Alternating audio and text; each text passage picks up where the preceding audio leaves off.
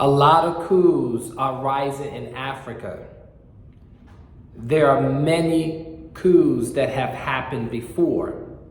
New ones are propping up every single day.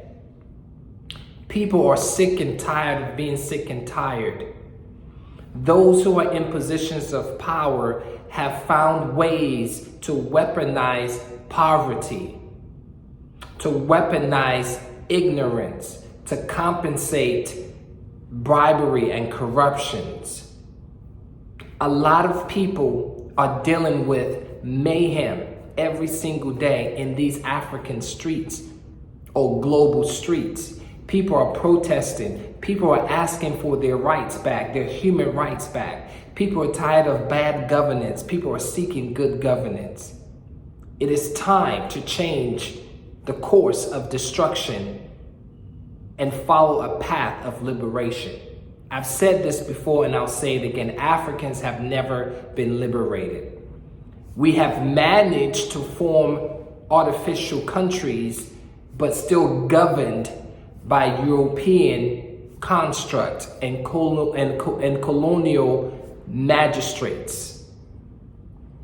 We are not liberated.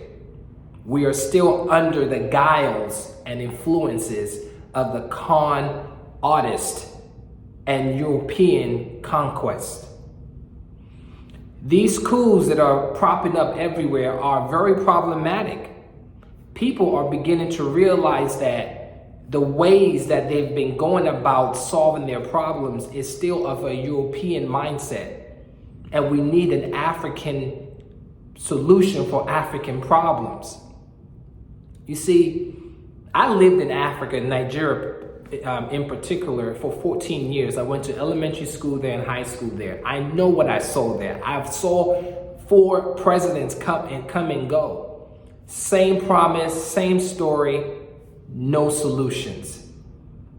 These things are not by accident. They're by design. Because power begets power. Whoever is in position of power don't want to let go.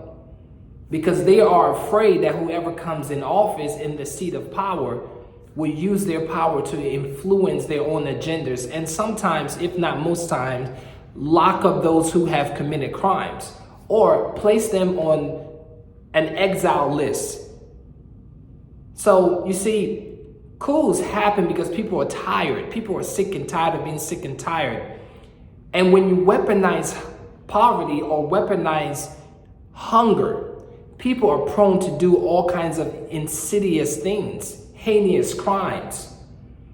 I've told you this and I'll tell you again in this video. There are systems that create conditions. Conditions create reactions. When the reactions become too problematic, those who have created the systems have to come up with solutions. But every time solutions come up, they are only temporary. They don't last a long time. They are only temporary because in the long run, those who are screaming, crying foul play will have to come back to the table and ask for more solutions because the creators of the system, they don't want to come up with solutions that will benefit all. And they see those who are crying and complaining as weaklings. And that's why I've always said power begets power. These coups that are happening in Africa today, they're not just happening because people just want to take up arms and overthrow or topple a government. People see what is happening. People are not stupid. They know what they're dealing with, what they're faced with. And until good governance come to the African forefront and become a way of life, not corruption, not bribery, not ignorance, these coups, unfortunately, will continue to happen and continue to bring mayhem and civil unrest that we're seeing today in African nations. So it is time for us to go back to the drawing board and ask ourselves some hard questions. Are we ready for liberation, for African liberation? Because that time is always now. And until then, until we are serious about this, we will continuously see the types of unrest, the types of coups, the type of stupidity and ignorance and backward leaderships that we continue to experience in African nations. Time is of essence. It is time to really assess where we are going.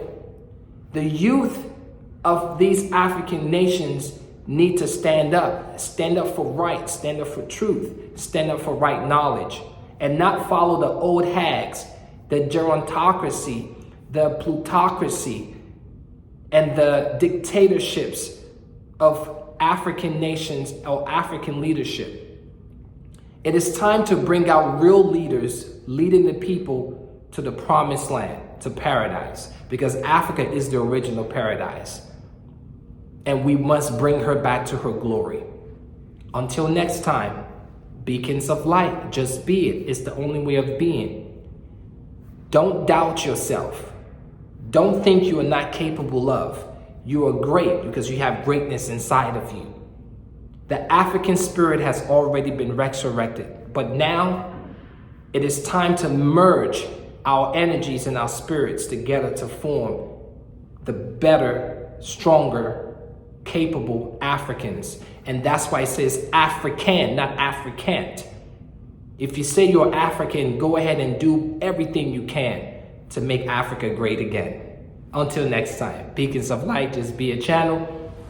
Like, share, subscribe, comment below. I would love to hear what you have to say about this. Peace and always love.